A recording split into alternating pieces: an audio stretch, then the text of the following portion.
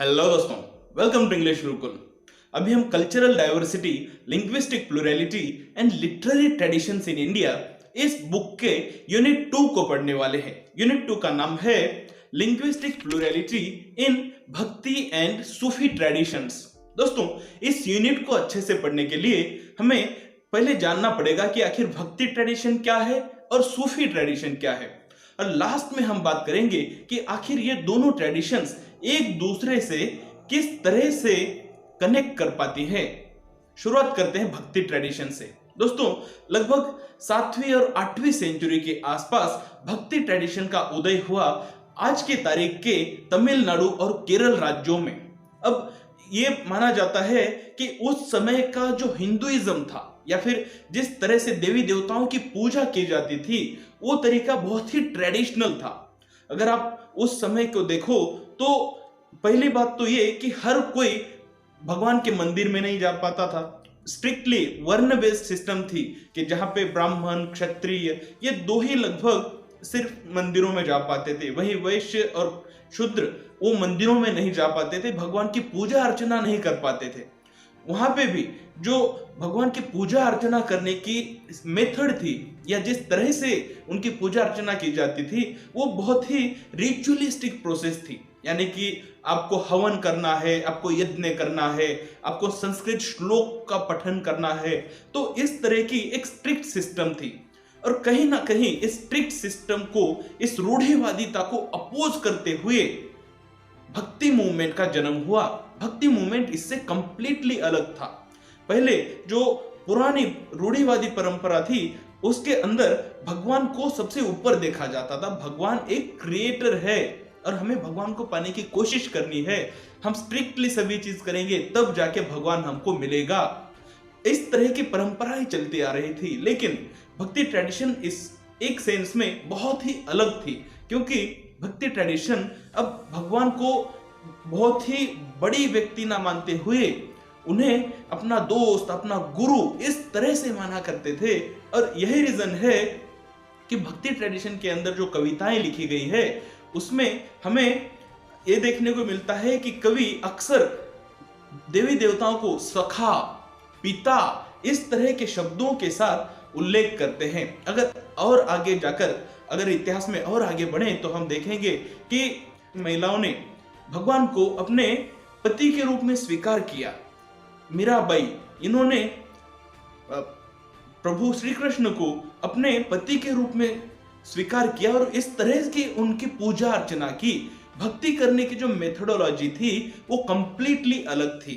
दूसरी एक कैरेक्टरिस्टिक बात भक्ति मूवमेंट में ये थी कि हर क्षेत्र में भक्ति मूवमेंट वहां की रीजनल लैंग्वेज में प्रोग्रेस किया और धीरे धीरे होते हुए वो नॉर्थ वर्ड्स महाराष्ट्र, फिर मध्य प्रदेश, उत्तर प्रदेश और ईस्ट इंडिया की तरफ, यानी आज के डेट के पश्चिम बंगाल की तरफ फैलता गया। और ये इसका एक जरूरी कैरेक्टरिस्टिक था। अब बात करते हैं सूफीज्म की। अब भक्ति ट्रेडिशन और सूफी ट्रेडिशन, इन दोनों के बीच में अगर एक कोई समान चीज है, ये दोनों ही समकालीन है। दोनों ही लगभग 7वीं 8वीं सेंचुरी के आसपास ही उदय में आई और दोनों का अगर हम ग्राफ देखें, जो बढ़ने का ग्राफ है वो लगभग हमें समान देखने को मिलेगा।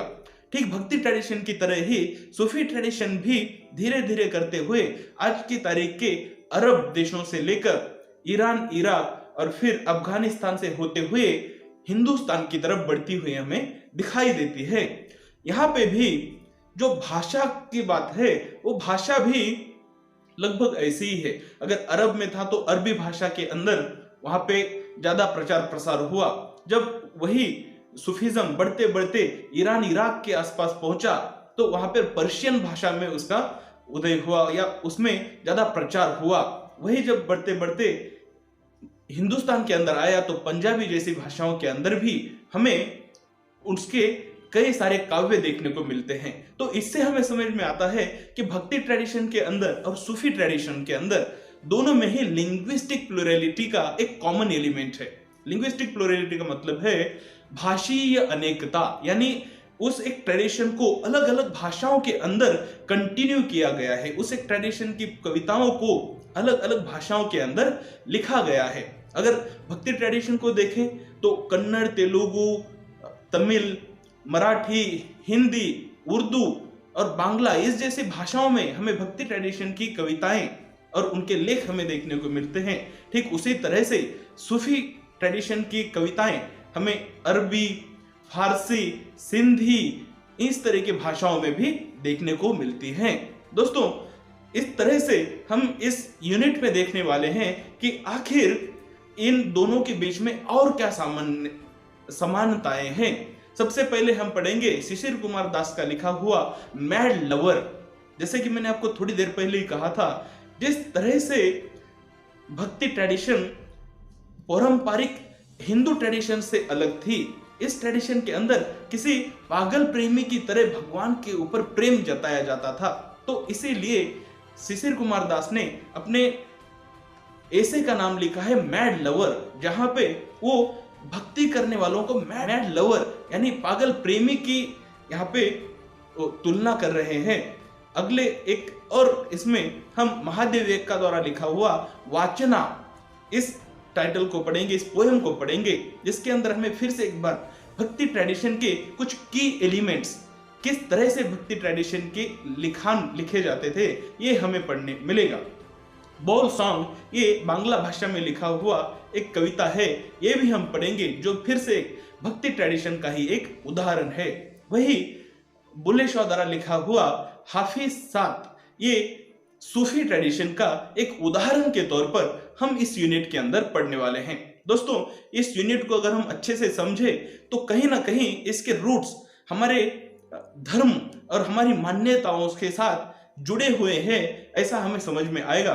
तो मैं चाहूंगा कि अगले जो वीडियोस आने वाले हैं उन्हें आप गौर से देखें और ठीक से समझने की कोशिश करें। हो सकता है ये वीडियोस आपके एग्जाम प्रिपरेशन के लिए बहुत कारगर साबित हो। चलिए मिलते हैं नेक्स्ट वीडियो के अंदर, जहां पर मैं शिशिर कुमार दास का ऐसे द मैड लवर इसको कंप्लीटली पढ़ाने वाला हूं।